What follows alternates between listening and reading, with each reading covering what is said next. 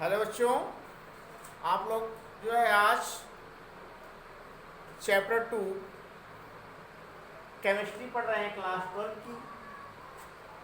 12 chemistry chapter 2 में solution पढ़ रहे हैं बेटा। और इस सॉल्यूशन में आप पार्ट 11 पढ़ेंगे। और इस पार्ट में एक टॉपिक है जिसका नाम हम आप लोग जानते हैं बेटा, परासरण दाब। क्या जानते हैं? परासरण दाब। तो आइए हम लोग जो है सबसे पहले बेटा यह जान लेते हैं कि परासरण किसे कहते हैं।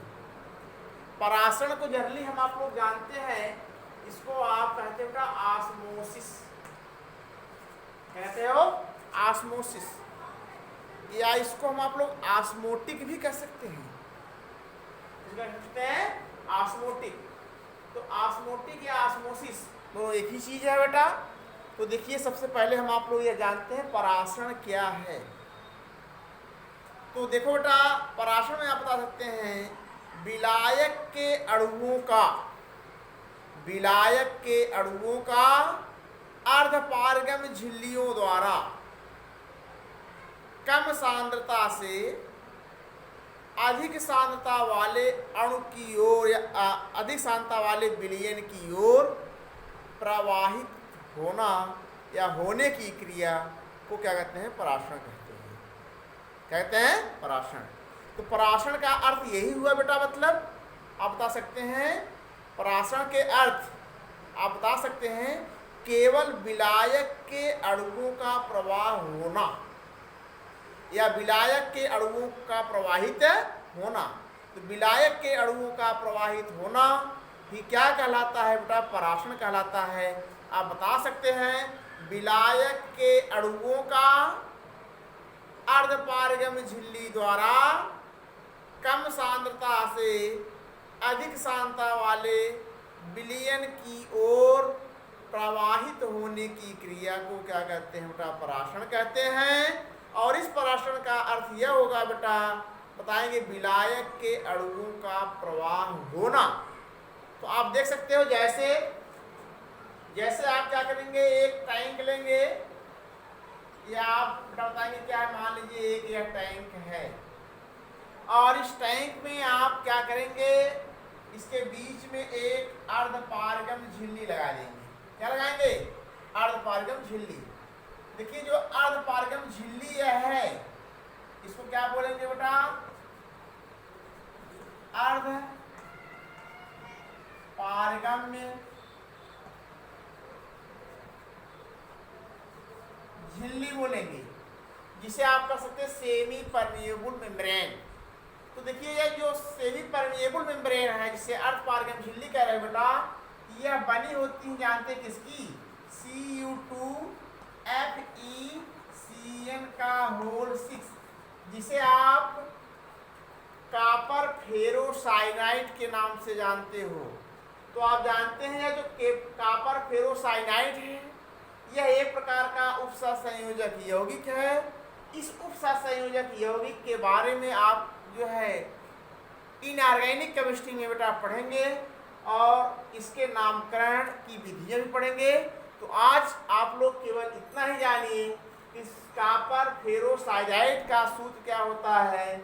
CuFeCN6, जिसे आप कॉपर फेरोसाइनाइड कहते हो। और देखेंगे, यह बता सकते हैं जो अर्धपारगम झिल्ली होती है यह कॉपर फेरोसाइनाइड की ही बनी होती है।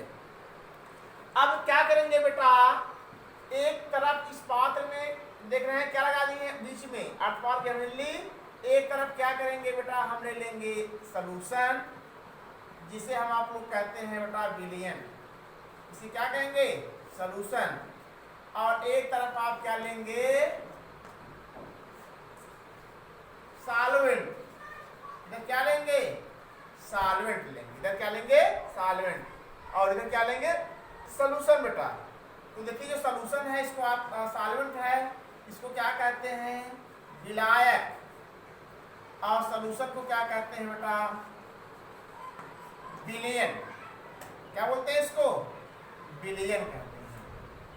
अब सीधे सीधे आप लोग ये बता सकते हो विलायक के अणुओं का विलयन की ओर जाना, ये क्या कहलाता है बेटा? परासरण कहलाता है। क्या कहलाता है? परासरण। आप जो है यहां पर समझ गए बेटा कि निम्न सांद्रता से उच्च सांद्रता की ओर प्रवाहित होना, क्या बता सकते हैं? निम्न सांद्रता से उच्च सांद्रता की ओर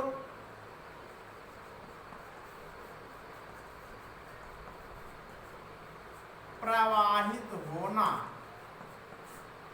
ही क्या कहलाता है? परासरण। आप परासरण कहलाता है। कि आप डिफिनीशन समझ गए होंगे बेटा परासरण की। ठीक, निम्न सांद्रता से उच्च सांद्रता की ओर प्रवाहित होना ही परासरण कहलाता है। तो देखिए बेटा, जब भी वीडियो को देखिए आप कॉपी और कलम लेकर के बैठ जाइए। ठीक, जो भी बताया जाए, जो भी डिफिनीशन आपको बताया जाए, आप उसको नोट करते रहें। तो आप समझ गए बेटा परासरण क्या है? विलायक के अणुओं का अर्धपारगम झिल्ली द्वारा कम सांद्रता से उच्च सांद्रता की ओर प्रवाहित होने की क्रिया को परासरण कहते हैं। एग्जाम्पल आप समझ लिए, जैसे आप इधर विलायक ले लिए हैं, यह क्या है? विलयन है। तो जो विलयन है इसकी सांद्रता क्या होगी? ज़्यादा होगी, और विलायक की सांद्रता क्या होगी? कम होगी। इसलिए आप ये बता सकते हैं कि झिल्ली द्वारा, अर्धपारगम झिल्ली द्वारा विलायक के अणु क्या होते हैं? विलयन की ओर जाते हैं। विलायक के अणु क्या होंगे? विलयन की ओर जाएंगे। तो इसी क्रिया को हम आप लोग क्या कह सकते हैं बेटा? परासरण कहेंगे। क्या बोलेंगे? परासरण। ठीक, अब इसके बाद हम आप लोग जो है इसी में पढ़ेंगे परासरण दाब। क्या पढ़ेंगे बेटा? परासरण दाब। तो परासरण दाब क्या है? जैसे मान लीजिए ये हम आप बता सकते हैं कि विलेय पर या विलायक पर विलेय द्वारा लगाया गया जो अतिरिक्त दाब होता है वही क्या कहलाता है बेटा? परासरण दाब। विलेय द्वारा विलायक पर लगाया गया अतिरिक्त दाब क्या कहलाता है बेटा? परासरण दाब कहलाता है। आप यहाँ यह कह सकते हो वह वाष्प दाब, वह वाष्प दाब जिस दाब पर विलायक के अणुओं का विलयन की ओर प्रवाहित होना रुक जाए।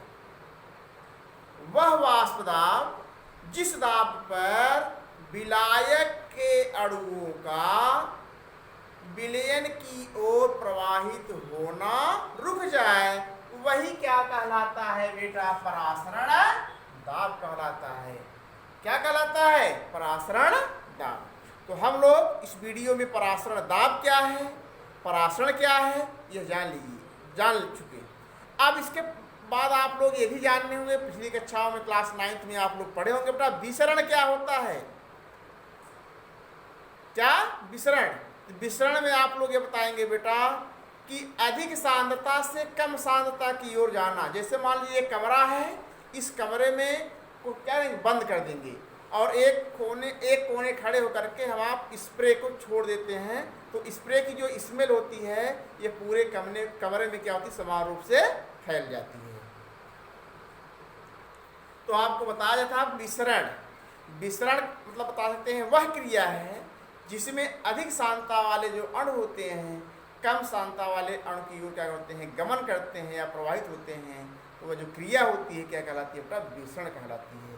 तो हम लोग जो है परासरण, विसरण, परासरण दाब आप बताएंगे। परासरण दाब बताएंगे वह दाब या विलयन द्वारा विलायक पर लगाया गया अतिरिक्त दाब ही क्या कहलाता है बेटा? परासरण दाब। अर्थात आप यह भी बता सकते हो बेटा वह वाष्प दाब जिस दाब पर विलायक के अणुओं का प्रवाहित होना रुक जाए उसे हम आप लोग क्या कह सकते हैं बेटा? परासरण दाब कहेंगे। अब इसके बाद आप लोग जो है इस परासरण से संबंधित कुछ न्यूमेरिकल्स आते हैं, इस परासरण से संबंधित बेटा कुछ न्यूमेरिकल आते हैं। वह जो न्यूमेरिकल है या इस चैप्टर से संबंधित जो भी न्यूमेरिकल है बेटा, हमें आपको केवल फार्मूला मालूम होना चाहिए। और फार्मूला जब हमें आपको मालूम रहेगा तो या सबकी वैल्यू, आप ऐसे कह सकते हो, सबकी वैल्यू जो है क्वेश्चंस में दिया रहता है, और वह वैल्यू क्या करेंगे, आप क्या करेंगे, फार्मूला में रख देंगे, तो हमें आपको सीधे से जो है बेटा परासरण दाब जो है बेटा मालूम हो जाएगा। या इस चैप्टर से संबंधित जितने भी सूत्र हैं अगर हमें याद हैं, अच्छे से उसको पढ़े हैं, तो हम आप लोग जो न्यूमेरिकल दिया रहता है उसको आसानी से लगा सकते हैं, और सबकी वैल्यू क्या करेंगे, आप रख देंगे, और आपको जो है उसका हल या उसका आंसर तुरंत मिल जाएगा। इस चैप्टर के जो क्वेश्चंस होते हैं, न्यूमेरिकल्स होते हैं, बहुत ही इजी होते हैं, बहुत सरल होते हैं। केवल आपको प्रैक्टिस करना होता है, प्रैक्टिस करेंगे तभी आपको जो कुछ मिलेगा, अन्यथा आपको नहीं मिलेगा। हम लोग आपको जो है ज़्यादा से ज़्यादा देने का प्रयास भी कर रहे हैं, पढ़ाने का प्रयास कर रहे हैं, जिससे आप लोग जो है समझ सकें और न्यूमेरिकल खुद से लगा सकें। बेटा आप जो है ये प्रैक्टिस करते रहिए, न्यूमेरिकल को लगाते रहिए, और इजी क्वेश्चंस भी आते हैं। और देखिए वीडियो बनाते समय अगर मान लीजिए हमारे मुख से कुछ बातें गलत निकल गई होंगी, उसके लिए सॉरी अर्थात क्षमा मांगता हूँ बेटा।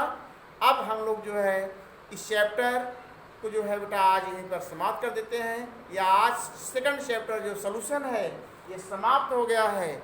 अब इस परासरण से संबंधित छोटा सा एक न्यूमेरिकल्स है जिसको हम आप लोग जो है बेटा सॉल्व कर लेंगे, सॉल्व करेंगे। जैसे आप यहाँ बता सकते हैं बेटा, ग्लूकोज के 5% विलयन का, ग्लूकोज के 5% विलयन का 27 डिग्री सी ताप पर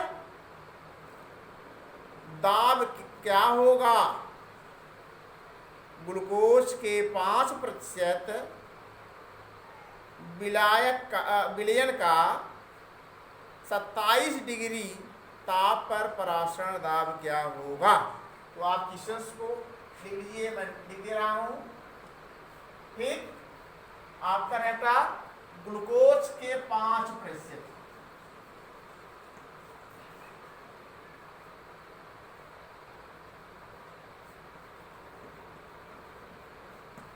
ग्लूकोज के 5% विलयन का 27 डिग्री ताप पर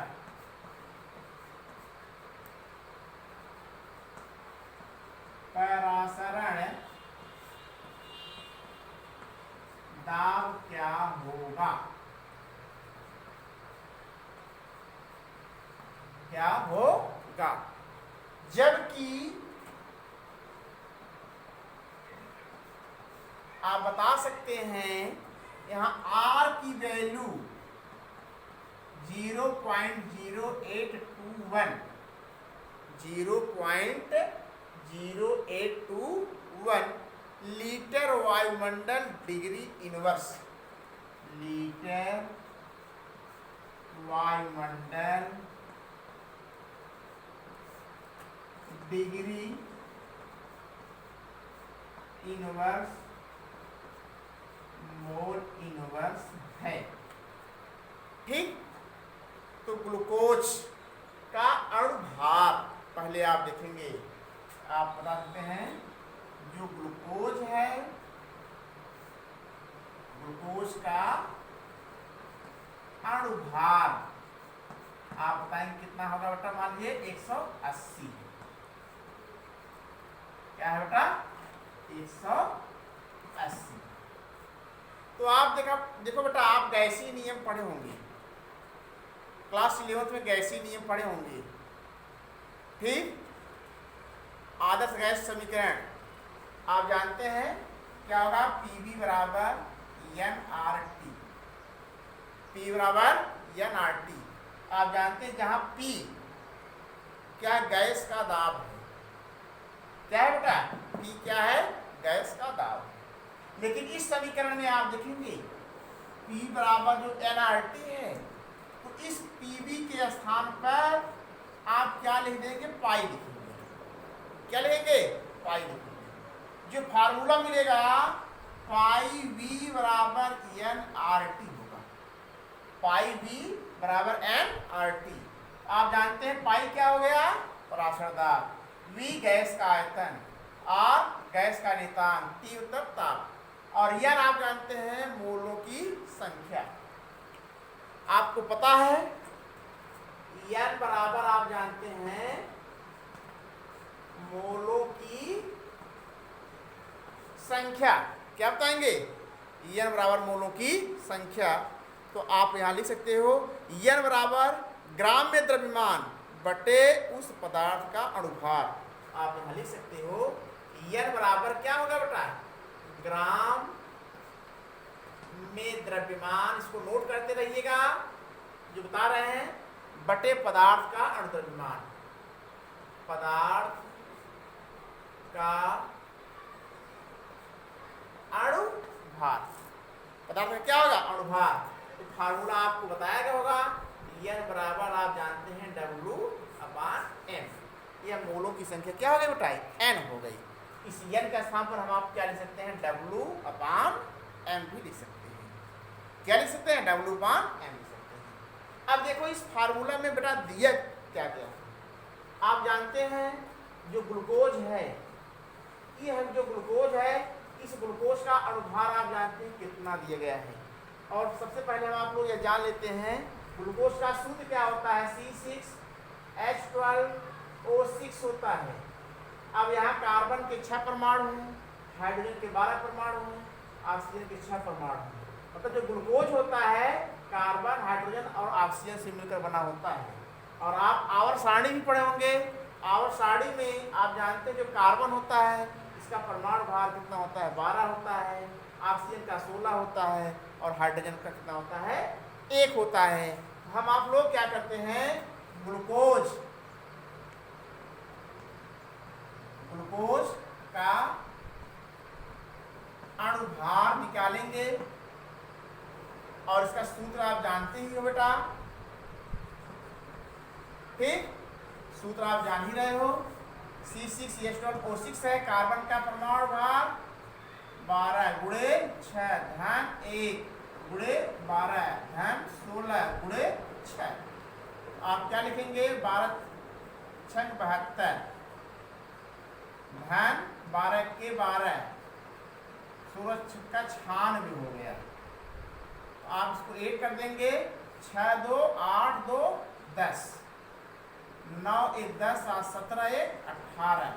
यह रहा किसका भार, ग्लूकोज का अणुभार।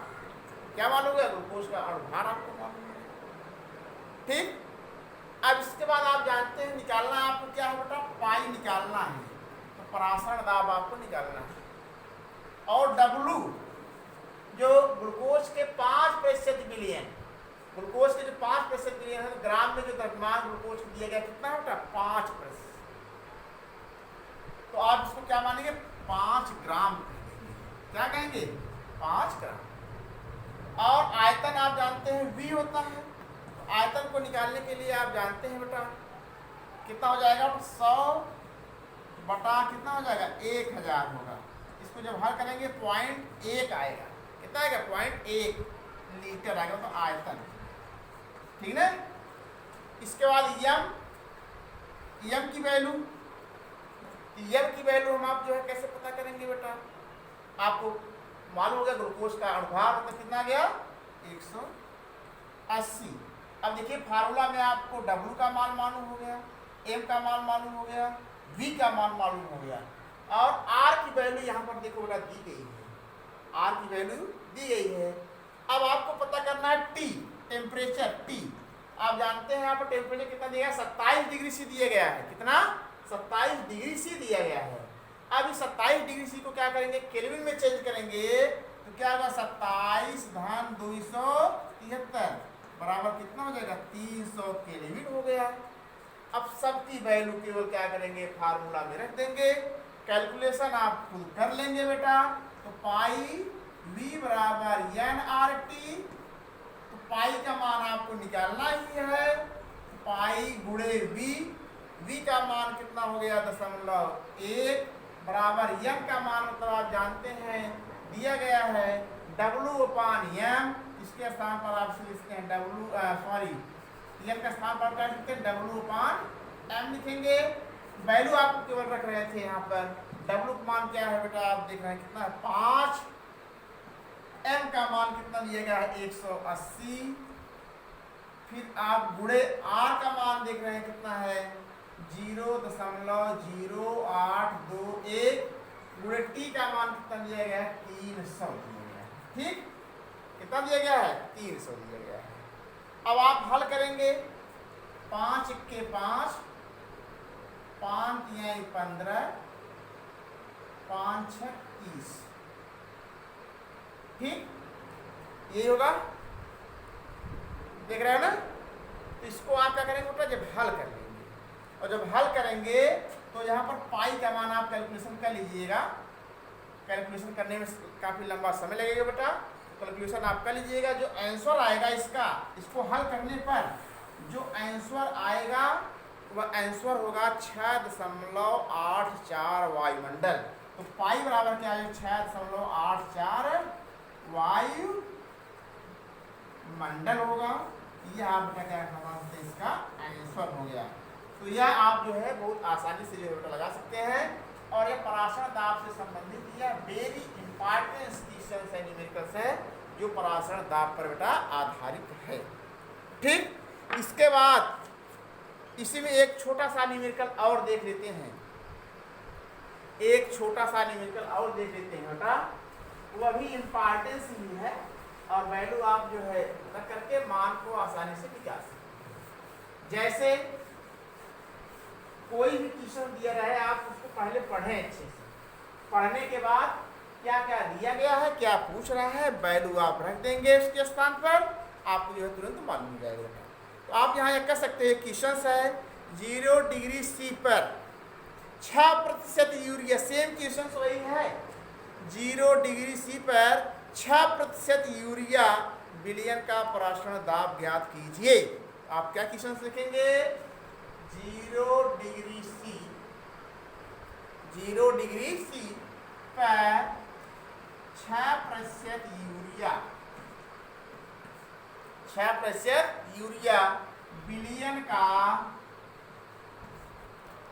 पराशरण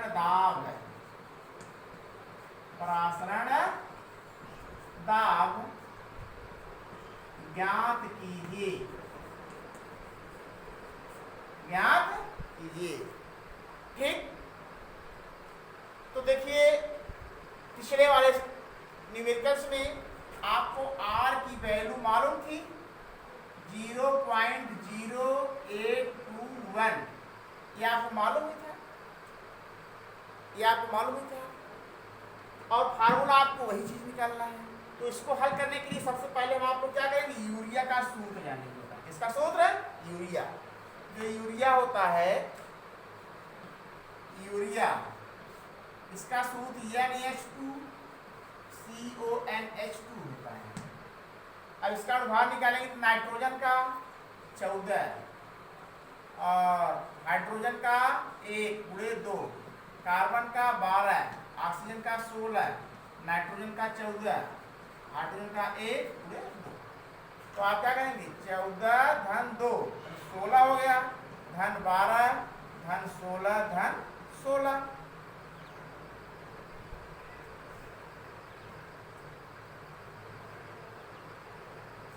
ये होगा बेटा। तो आप देख रहे हो 12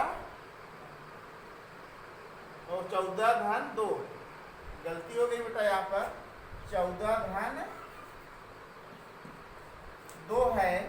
इसको हल कर लेंगे, फिर सारी देख सकते हैं बेटा। इसको 14 धन 2 धन 12 धन 16 धन 14 धन 2, 14 धन 2 14 धन 2 तो 16 हो गया। 16 धन की 12 और 16 कितना होगा 28 हो गया, धन 16 16 16 32 हो गया। या ऐसे 6 8 14 14 6 20 14 6 20 1 2 3 4 2 6। इसका अनुभार कितना हो गया यूरिया का बेटा 60 हो गया। तो मतलब आपको सीधे सीधे किसकी वैल्यू मालूम हो गई, m की वैल्यू मालूम हो गई, m की वैल्यू मालूम हो गई। और आप सूत्र जानते ही हो, PV बराबर पाई V इक्वल टू nRT। अब n का स्थान आप n मतलब आप जानते हैं मोलक संख्या, पाई V बराबर W/m/RT ही होगा। अब आप क्या करेंगे, पाई की वैल्यू मालूम नहीं है या पाई का मान पता नहीं है, आर का मान मालूम है और वी का भी मान मालूम है, आप जानते ही बेटा। तो आप क्या करेंगे, मान रखेंगे डायरेक्ट, तो क्या होगा, पाई गुणे वी मतलब 0.1 बराबर क्या होगा, डब्लू का मान, विलेय पदार्थ का द्रव्यमान, डब्लू का मान आप निकालेंगे। जो डब्लू का मान आप देख रहे हैं कितना है, दिया गया है यहाँ पर 6%, ये जो 6 ग्राम बटे 60 गुणे आर का मान दिया गया है 0.0821 गुणे टी का मान आप जानते हैं 0 DC, इसको केल्विन में चेंज करेंगे तो क्या हो जाएगा 0-273 बराबर कितना 273 केल्विन, या टी बराबर आपको मालूम हो गया, क्या टी बराबर आपको मालूम हो गया। तो आप यहाँ टी का मान क्या रखेंगे 273 रखेंगे। अब फार्मूला को हल करेंगे तो क्या होगा बेटा, इसको आगे पाई गुणे 0.1 या 0.1 बराबर 6/60 गुणे 0.0821 गुणे 273 है, 6 के 6 60। तो आप देखेंगे क्या हो जाएगा, पाई बराबर 0.0821 गुणे 273 बटा 0.1 गुणे 10, यह मान आ गया। अब इसको आप क्या करेंगे, डायरेक्ट हल कर देंगे बेटा। इसको क्या करेंगे, हल करेंगे। जब हल करेंगे तो आपको क्या आएगा 22.41